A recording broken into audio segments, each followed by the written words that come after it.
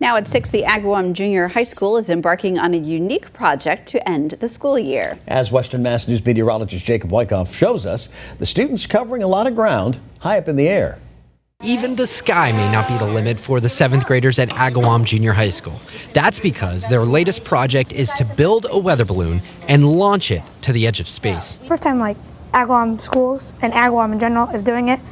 It's a big part of STEM. STEM stands for Science, Technology, Engineering, and Math.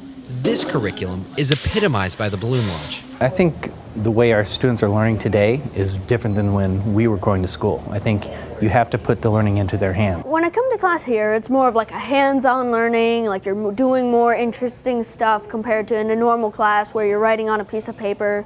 Sometimes we're building projects. In her 14th year of teaching, Sandy Johnson, the STEM coordinator for the school, won a grant for funds to pay for the balloon. I am definitely out of the box. I like to bring different teaching things to my class where the students have not tried before.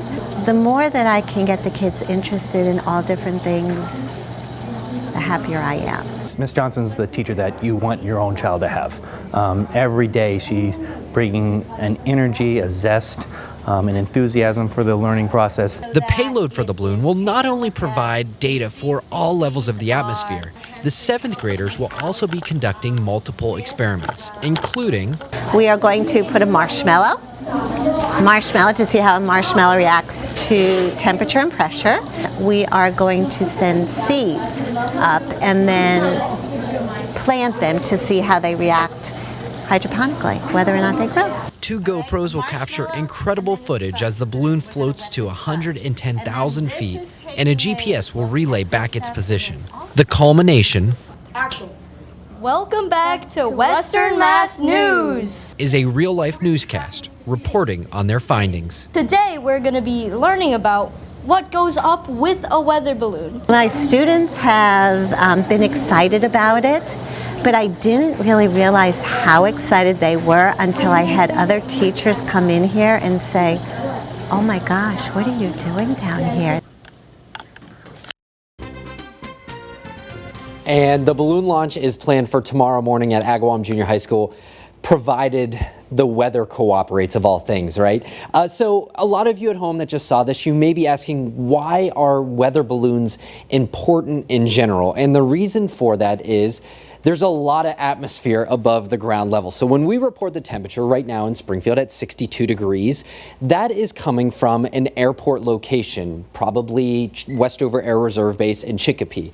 These are part of the automated surface observation stations. They measure temperature, relative humidity, wind, all kinds of different things. And as I mentioned, located at airports. But weather occurs not just at the surface, but all the way up to 35,000 plus feet. So we need some sort of instrumentation to measure that. That's where these weather balloons come into play. And every day, twice a day on the East Coast at 7 a.m. and 7 p.m., 900 weather balloons are launched at the same time. And those include helium balloon, a parachute for it to fall back to the earth, and a payload. This is what the Agawam Junior High School payload is going to look like, a little bit different from the National Weather Service. But as the balloon rises, it expands to about 20 feet to 25 feet, and it can fly up to 90 minutes and reach 110,000 feet. Really remarkable stuff when you think about that. And then this is our payload here. We've got a GoPro, we've got a GPS sensor, and the cool thing is once we retrieve those GoPros, if it lands in your backyard, by the way, send us a message or give us a call because we want that back.